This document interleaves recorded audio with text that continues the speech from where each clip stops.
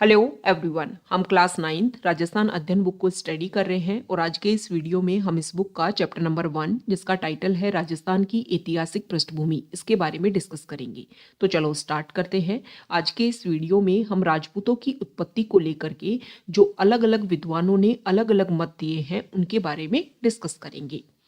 राजपूताना के इतिहास के संदर्भ में राजपूतों की उत्पत्ति के विभिन्न सिद्धांतों का अध्ययन बड़ा महत्व का है। मतलब अगर आपको राजपूताना का इतिहास जानना है तो राजपूतों की उत्पत्ति को लेकर के जो अलग अलग मत हैं, जो अलग अलग सिद्धांत हैं, वो आपको जानने चाहिए। दूसरा, अगर हम एग्जाम के पर्सपेक्टिव से डिस्कस करें तो ये जो पॉइंट है राजपूतों की उत्पत्ति, इसको लेकर के किस तरीके के क्वेश्चन पूछे जा सकते हैं। तो क्वेश्चन इस तरीके से पूछ लिया जाएगा कि राजपूतों की उत्पत्ति अग्निवंशीय मानी जाती है, ये जो मत है वो किसने दिया था। तो 4 ऑप्शन आपको दे देंगे, आपको बताना होगा। साथ ही साथ में आपको ये भी ध्यान में रखना है कि कौन से मत का किस विद्वान ने समर्थन किया है। इस तरीके के क्वेश्चन पूछे जाते हैं। और यहाँ पर राजस्थान में हम बहुत सारे लेखक और उनकी बहुत सारे जो ग्रंथ हैं उनके बारे में भी डिस्कशन करेंगे। अलग अलग स्टेटमेंट को प्रूव करने के लिए जो इम्पोर्टेंट ग्रंथ है उनका नाम लिया जाता है। तो राजस्थान के किसी भी एग्जाम में इस तरीके के क्वेश्चन भी पूछे जाते हैं कि लेखक का नाम देकर के उसके ग्रंथ का नाम जो है वो पूछ लिया जाता है, या फिर ग्रंथ का नाम देकर के ये किसने लिखा ये भी पूछ लिया जाता है। तो राजपूतों का विशुद्ध जाति से उत्पन्न होने के मत को बल देने के लिए उनको अग्निवंशीय बताया गया है। और ये जो अग्निवंशीय मत है, इस मत का प्रथम सूत्रपात चंद्र बरदाई के प्रसिद्ध ग्रंथ पृथ्वीराज रासो से होता है। तो चंद्र बरदाई का प्रसिद्ध ग्रंथ है पृथ्वीराज रासो, ये आपको ध्यान में रखना है। और इसमें जो राजपूत हैं उनके अग्निवंशीय मत के बारे में बात की गई है। अब ये अग्निवंशीय मत क्या है?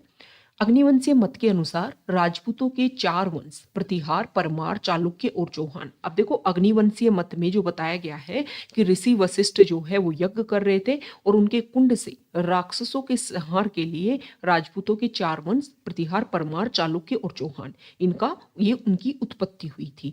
तो कौन कौन से वंश हैं ये भी आपको क्लियरली चारों नाम यहाँ पर ध्यान में रखने हैं। कौन से ऋषि जो है वो यज्ञ कर रहे थे और कहाँ पर इस मत के बारे में बताया गया है, ये सब बातें आपको ध्यान में रखनी है।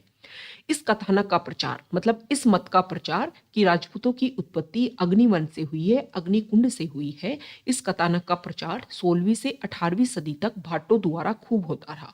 भाट क्या होते हैं? एक तरीके से कोई भी जो वंश है उसकी जो भी उसका इतिहास है उन सभी को जो है उगा गा कर बताया जाता है कि इस वंश का जो है ये इतिहास रहा है।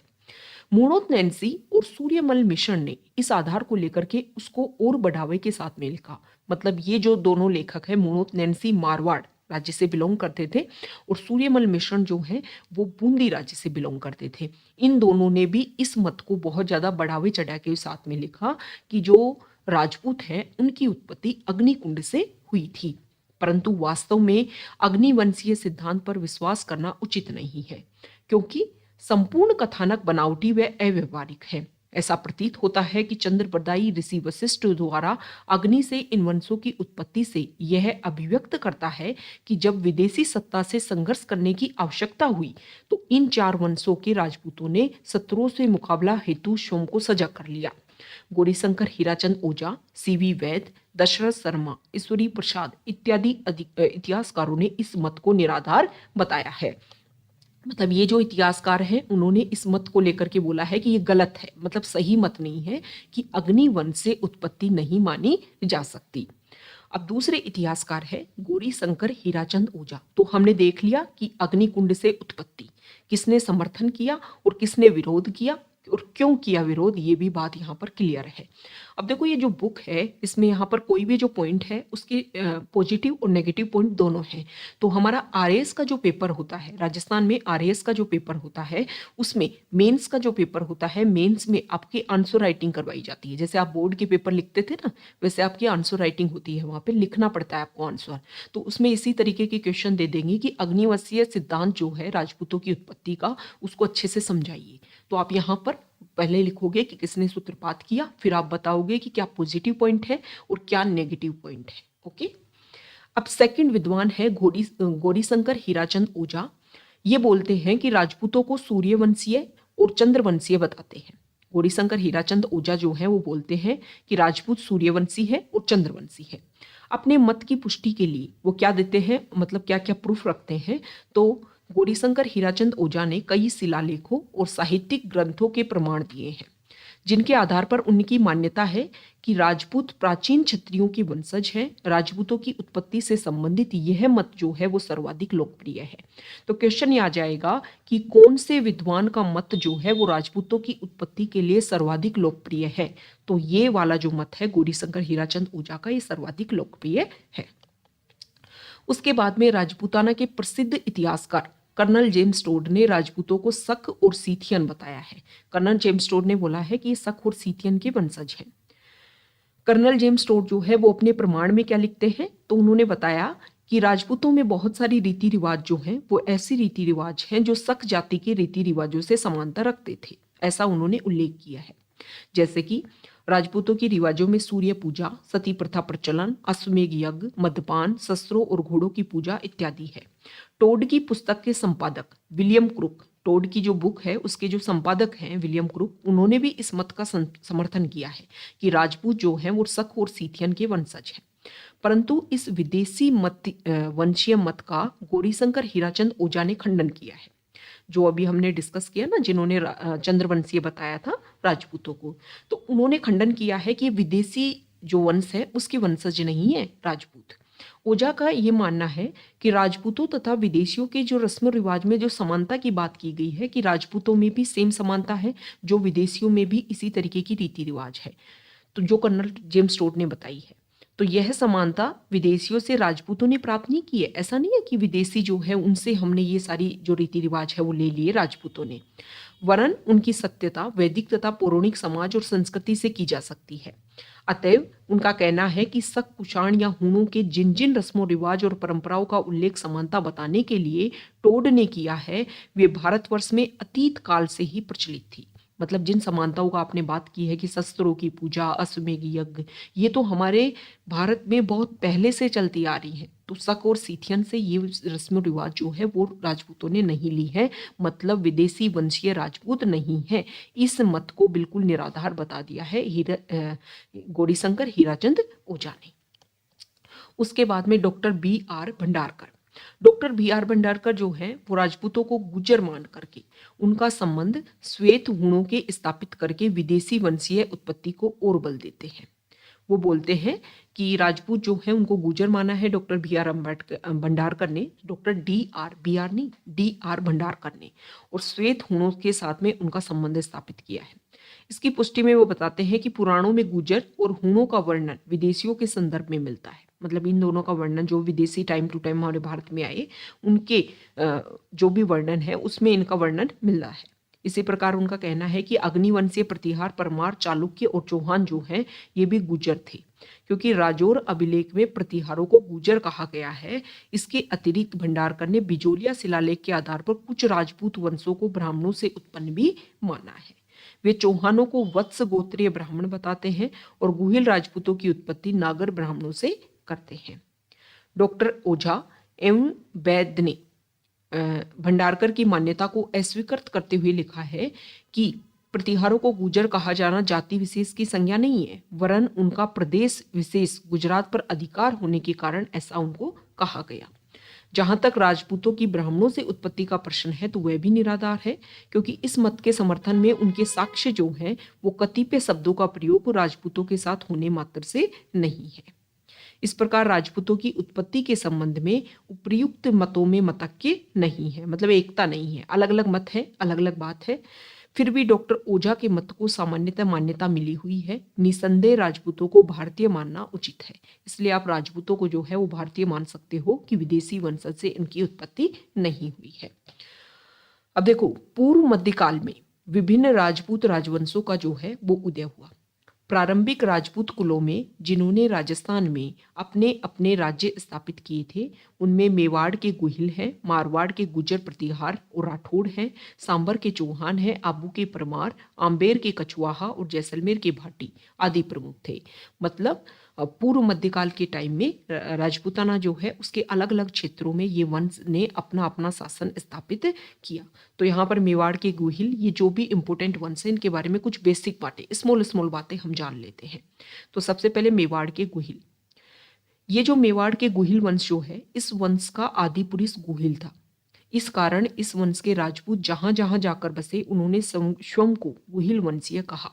गौरीशंकर हीराचंद ओझा गुहिलों को विशुद्ध सूर्यवंशीय मानते हैं, जबकि D.R. भंडारकर के अनुसार मेवाड़ के राजा ब्राह्मण थे। गुहिल के बाद मान्य प्राप्त शासकों में बापा का नाम उल्लेखनीय है, जो मेवाड़ के इतिहास में एक महत्वपूर्ण स्थान रखता है। डॉक्टर ओझा के अनुसार बापा इसका नाम न होकर कालभोज की उपाधि थी। बापा का एक सोने का सिक्का भी मिलता है, मतलब गुहिल वंश ने स्थापना की इस वंश की, उसके बाद में बापा एक इंपॉर्टेंट राजा होता है।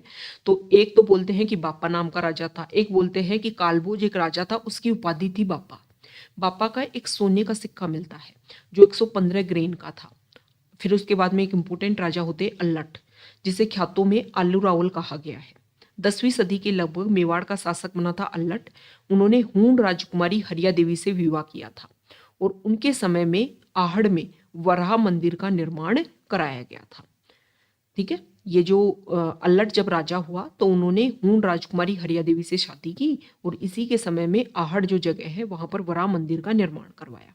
आहड़ से पूर्व गुहिल वंश की गतिविधियों का प्रमुख केंद्र नागदा था। मतलब आहड़ से पहले जो गुहिल वंश है उसकी स्थापना का प्रमुख केंद्र था नागदा।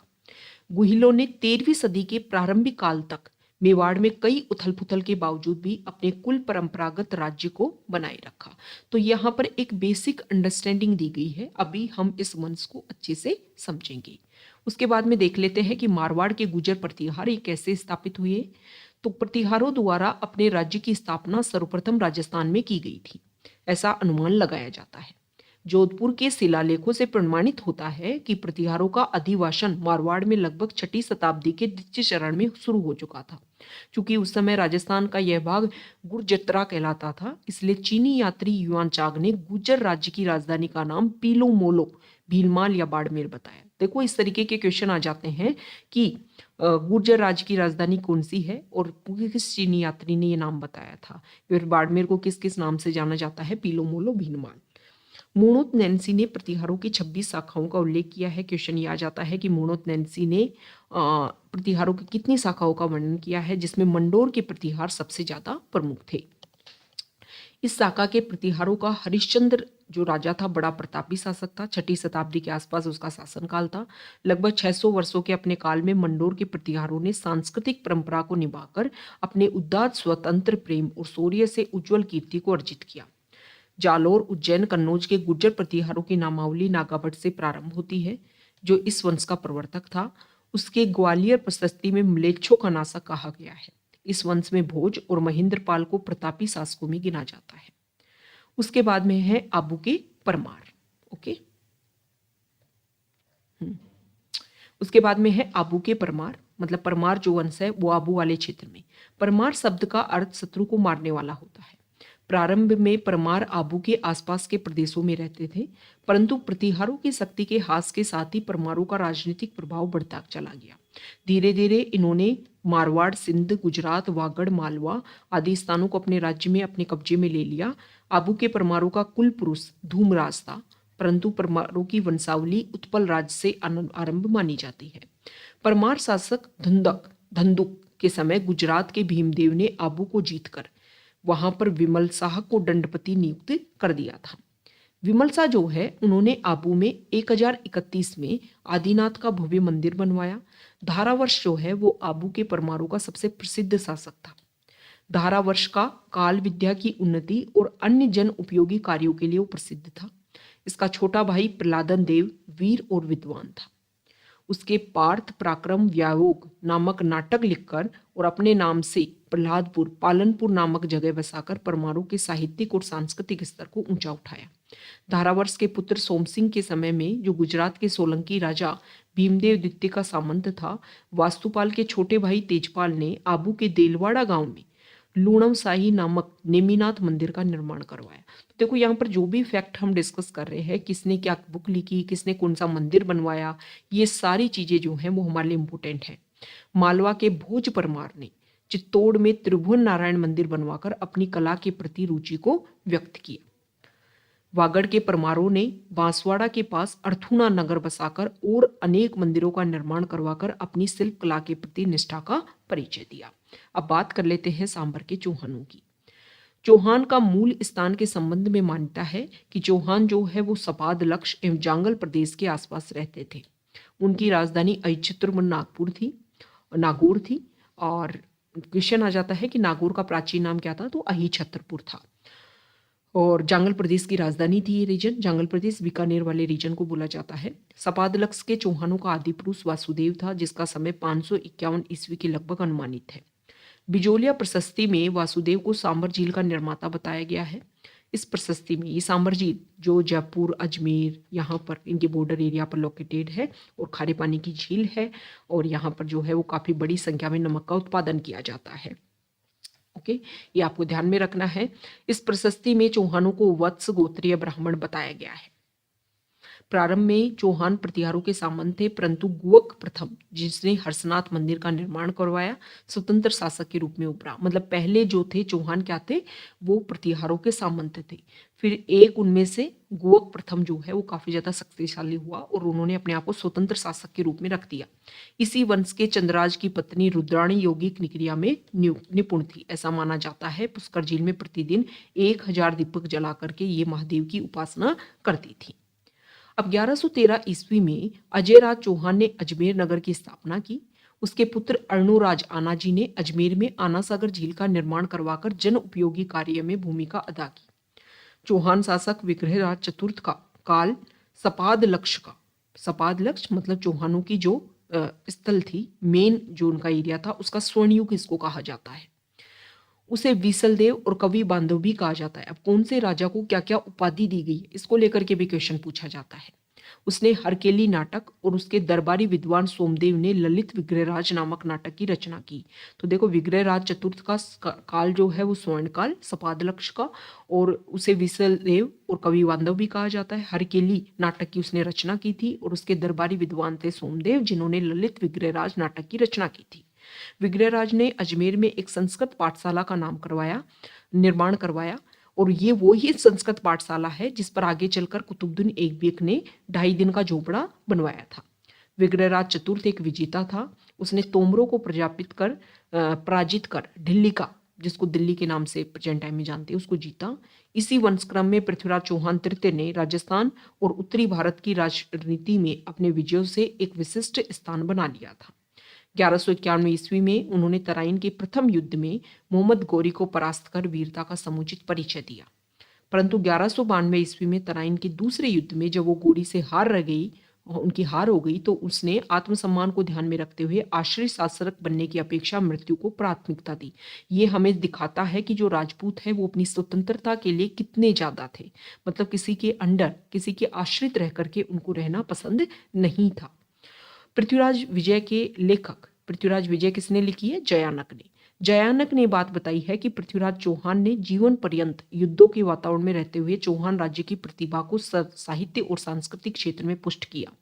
तराइन के द्वितीय युद्ध के पश्चात भारतीय राजनीति में एक नया मोड़ आ गया, परंतु इसका अर्थ यह नहीं था कि इस युद्ध के बाद चौहानों की शक्ति समाप्त हो गई थी। लगभग आगामी 1 शताब्दी तक चौहानों की जो शाखाएं हैं वो रणथंभौर, जालोर, हाड़ौती, नाड़ोल और चंद्रावती और आबू में शासन करती रही और राजपूत शक्ति की धुरी बनी रही। इन्होंने दिल्ली सुल्तानों की सत्ता का समय समय पर मुकाबला और शौर्य और अदम्य साहस का परिचय दिया। पूर्व मध्यकाल में पराभवों के पास मतलब हार के बावजूद राजस्थान बौद्धिक उन्नति में नहीं पिछड़ा। चौहान और गुहिल शासक विद्वानों के प्रश्रयदाता रहे। मतलब गुहिल वंश में भी और चौहान वंश में भी बहुत सारे जो विद्वान हैं उनको आश्रय दिया जाता था, जिससे जनता में शिक्षा और साहित्यिक प्रगति बिना अवरोध के होती रही। इसी तरह निरंतर संघर्ष के वातावरण में वास्तुशिल्प पनपता रहा। इस समूचे काल की सौंदर्य और आध्यात्मिक चेतना ने कलात्मक योजनाओं को जीवित रखा। चित्तौड़, बाड़ोली और आबू के मंदिर इस कथन के प्रमाण है। कौन से कथन के? कि युद्ध होता रहा फिर भी हमारे यहाँ पर आध्यात्मिक चेतना और सौंदर्य को लेकर के काम किया जाता रहा, और इसी का उदाहरण है कि चित्तौड़, बाड़ोली और आबू में जो मंदिर बने हैं वो इसी समय के बनाए हुए हैं। मध्यकालीन राजस्थान के कतिपय उज्ज्वल और गौरवशाली पक्ष तो यहाँ पर बताया गया है कि जब मध्यकालीन राजस्थान का जो इतिहास का समय है, उस समय राजस्थान जो है उसका कितना गौरवशाली स्थान था। तो इसके बारे में हम इस चैप्टर के नेक्स्ट जो पार्ट आएगा, नेक्स्ट जो वीडियो आएगा, उसमें हम डिस्कस करेंगे। तो अभी तक जो हमने डिस्कस किया है इस चैप्टर का पार्ट कि राजपूतों की उत्पत्ति जो है वो कैसे कैसे होती है, कौन कौन से विद्वानों ने इसको लेकर के मत दिया। तो अगर आप यहाँ तक आए हैं, वीडियो आपको अच्छा लगा है, तो प्लीज़ वीडियो को लाइक कीजिए, शेयर कीजिए और चैनल को सब्सक्राइब कीजिए। Okay, thank you.